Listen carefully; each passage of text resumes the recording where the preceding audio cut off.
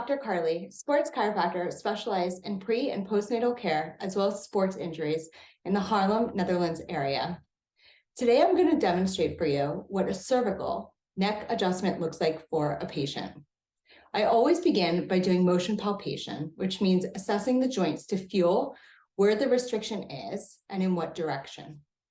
What that looks like is doing some side bending to feel the joint, as well as checking rotation, flexion, and extension at every area.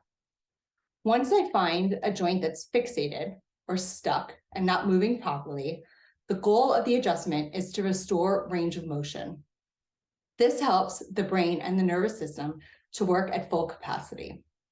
To do this, I bring the joint to where it feels restricted, and I use my hands to apply a little bit of pressure into the joint. So an adjustment for this patient would look like this. And that's it.